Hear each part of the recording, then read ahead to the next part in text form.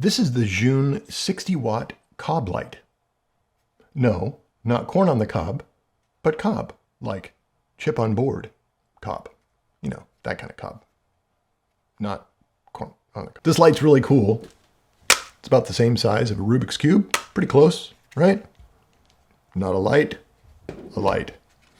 I purchased this because I thought it might be able to replace one of my larger lights, my 120D. I use a 300D and a 120D Aputure all the time. That's the 120D that's currently lighting me now. And I was hoping it could replace that as my key light. I'm not sure that it's going to have enough power.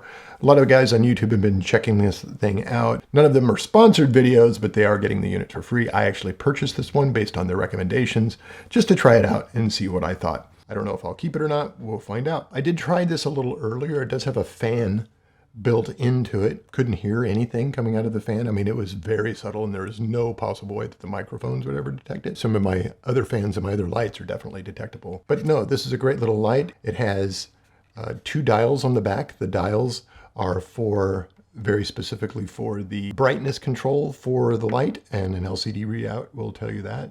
When you push the button, it will automatically go to a very specific preset based on what you're powering it with, which we'll get into in a few minutes, as well as the color temperature adjustment with the other knob. So you can go all the way from 2700 Kelvin all the way to 6500 Kelvin. It's I got a CRI of 96, which is great for that color balancing and accuracy. If you guys want a little bit more detail on this light as far as some of the data, Gerald and Dunn did an amazing video on this light very specifically. He also did a review on the 100 Mollis ZHIYUN light as well. Seems to be a little bit more of where I might be going for a couple reasons, which we'll share towards the end. But right now what we're going to do is we're going to test this light with my power pack. Since this light does not come with a battery, it does have a power brick that comes with it with a 24 volt barrel that you can plug in. It also has the USB-C input so that you can put in one of your own power packs. Now I only have a little 15 watt power pack, but there's a feature on here that I think is pretty cool that it does do when you fire it up. So you fire it up. So right now we're at 2700 Kelvin at 0. You tap it once and it'll go to 10%. And tap it again, it'll go to 20%. And if it could go any higher, it would. But we're limited to the power of the bank that you're providing it power with. So if you try to turn it on or turn it up, it'll start blinking at you when you try to increase the power and says, yo, you need to actually provide me more power before I can use more power. So I thought that was pretty cool. Another thing that the light does come with is this L bracket stand.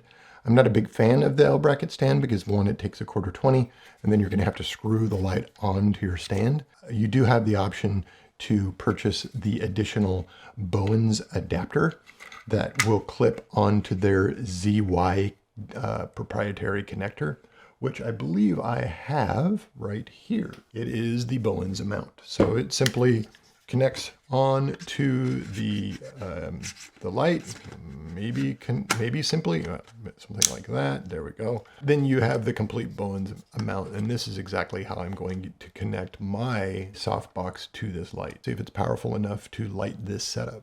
All right, so let's check it out. But no, it works really well. It's just, how can I say it? It's not solving much of a problem. Because, I mean, yes, the form factor is considerably smaller, but I'm still having a stand, which, you know, now the stand could be considerably less robust. I was using a pretty high-end stand to hold the 120D. Typically, I use a C stand, but for this one, I could use a, much smaller stand, so that'd be good. But the problem is, it's still powered. If I could just set up a light that is battery powered, turn it on, record a video, be done, and move on, that would be excellent, but not this light. This light still requires that power. It has that other little flimsy stand thing on it that I don't necessarily need. And I just don't find a huge benefit in the price point.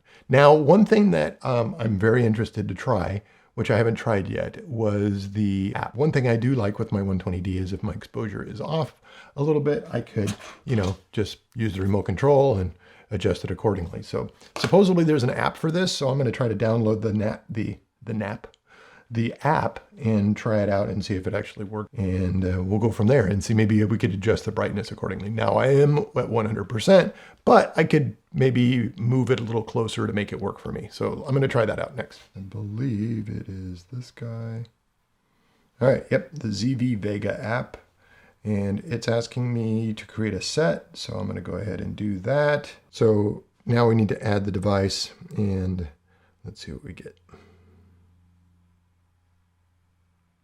So it's not finding the device on Bluetooth.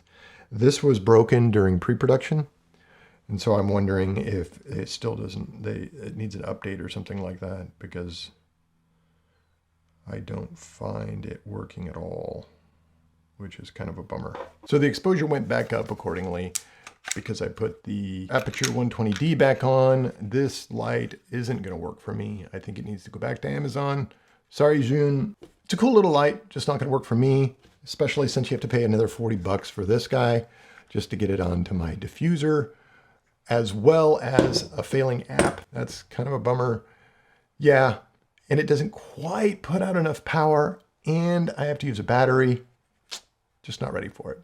Anyway, that concludes this video. Hope you enjoyed it. If you guys are at all interested in how I've overcome the fear of creating YouTube videos, check out this video, or this video, wherever it would appear on the screen.